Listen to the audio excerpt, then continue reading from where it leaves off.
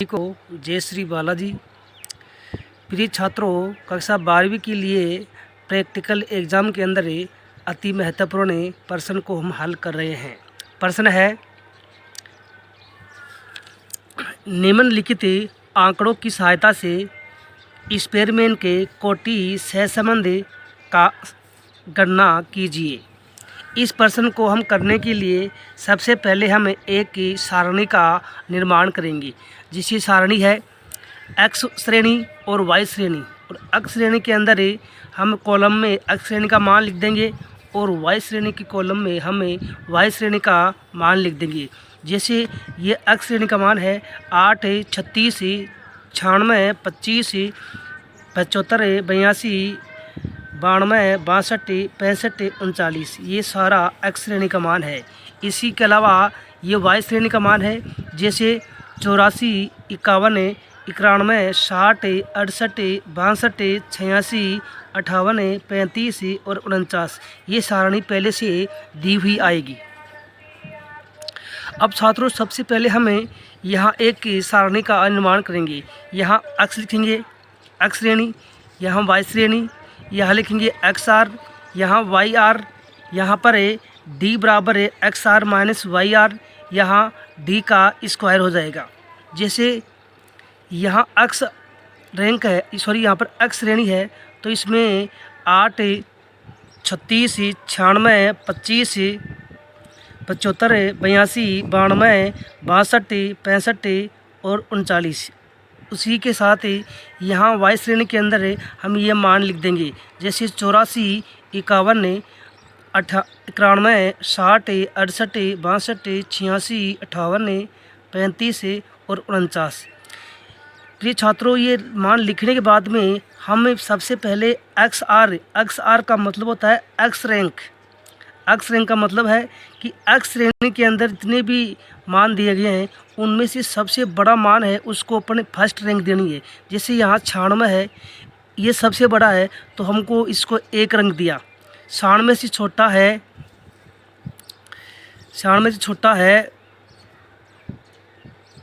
92, इसको 2 अंक दिया। 92 से छोटा है 82, 3 अंक दिए। और 82 से बड़ा छोटा है 75 है, जिसको 4 अंक दिए। और 75 से छोटा है यहाँ 65, इसको 5वां रैंक दिया। और 65 से छोटा है यहाँ 62, इसको 6वां रैंक दिया। और 62 से छोटा है 39, इसको 7वां रैंक दिया। और 39 से छोटा है 36, उसको 8वां रैंक दिया। 36 से छोटा है 25, इसको 9वां रैंक दिया। और सबसे छोटा 8 है, इसी को 10वां रैंक दिया। अब प्रिय छात्रों, जिस प्रकार हमने आर रैंक निकाली है उसी भांति हमें वाई रैंक को निकाल लेंगे। जैसे वाई रैंक में बात करें तो वाई श्रेणी के अंदर सबसे बड़ा 91 है, तो इसको हमें 91 को 1 रैंक दिया है। और उसके बाद में सबसे बड़ा 91 से छोटा है 86, इसको हमने 2 रैंक दिया है। उसको हमने 2 रैंक दिया है। 86 को हमने 2 रैंक दिया है। और 86 से छोटा है 84, उसको हमने 3 रैंक दिया है। इस प्रकार से ये वाई की रैंक हो जाएगी। अब हमें डी बराबर, यहाँ पर जो डी है, डी बराबर X rank minus Y rank. अब हमारे पास एक्स रैंक में से वाई रैंक को घटा देंगे। जैसे 10 में से 7 घटाए तो हमारे पास 10 में से 3 घटाए तो हमारे पास 7 बच गए।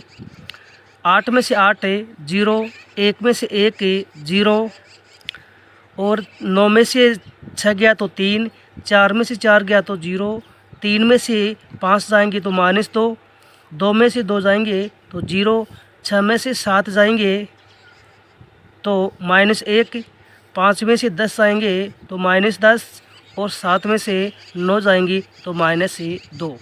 अब यहाँ पर प्लस की संख्या और माइनस की संख्या आ गई, तो दोस्तों इसको अपन को ध्यान नहीं लगाना है, ओनली इसका वर्ग कर देना है। जैसे 7 का वर्ग 49, 0 का 0, 0 का 0, 3 का वर्ग 9, 0 का वर्ग 0, -2 का वर्ग 4, 0 का वर्ग 0, -1 का वर्ग 1, माइनस 5 का वर्ग 25 माइनस 2 का वर्ग 4। इस प्रकार हमारे पास ही ये डी स्क्वायर का मान आ गया। अब हम छात्रों सिग्मा डी स्क्वायर को यानी इनको जोड़ देंगे, तो जोड़ने पर हमारे पास में 92 प्राप्त हुआ। कितने प्राप्त हुआ? 92। अब 92। अब इसके बाद में स्पेयरमैन कोटि सहसंबंध ज्ञात करने का सूत्र है, यहाँ पर आर है, यहाँ पर आर है। आर बराबर 1 माइनस 6 सिग्मा डी स्क्वायर बटे एन कोष्टक स्टार्ट एन 2 माइनस 1 कोष्टक बंद। ये मान इस सूत्र में हमें इस मान को रखना है।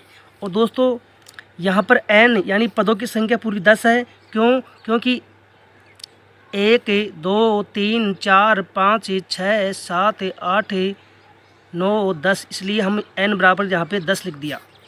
अब अपने सिग्मा डी स्क्वायर बराबर 92 और n बराबर 10। तो दोस्तों ये यहाँ पर r है, यहाँ पर क्या है? r। अब देखिए r बराबर 1 माइनस 6 इंटू 92। यहाँ पर हमने 6 सिग्मा डी स्क्वायर को अपने यहाँ दशा दिया, तो यहाँ 92 आ गए, इंटू n यहाँ पे 10 था, और फिर बाद में n स्क्वायर हो गया। 10 का स्क्वायर 100 में से 1 घटा देंगे, यहाँ पे वाला 1 है, ये घटा देंगे और यहाँ कोष्टक में इसको बंद कर देंगे। r बराबर 1 माइनस इनको और इसको गुणा किया तो हमारे पास ही 552 आए। 552 बटे 10 को यदि 99 से करेंगे, क्योंकि यहाँ पे 100 में से 1 निकल गया तो 99, तो 10 ही कोष्टक में रह गई 99। अब r बराबर 1 माइनस 552 बटे 990। r बराबर 1 माइनस 552 में 990 का भाग देंगे तो हमारे पास ही 0.55 आएंगे। इसलिए r बराबर 1 माइनस 0.55, तो r बराबर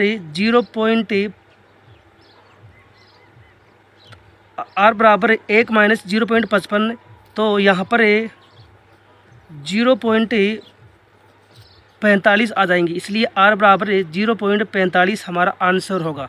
अतः हम कह सकते हैं कि दोनों कोटियों x व y में धनात्मक सहसंबंध है। क्यों? क्योंकि एक में से 0.55 निकल गया तो हमारे पास 0.45 बचा। यदि यहाँ पर दोस्तों माइनस के बचते तो यहाँ पर x और y के अंदर ऋणात्मक संबंध होगा। आप आज के लिए इतना ही। आपको यही वीडियो अच्छा लगा होगा। Thank you.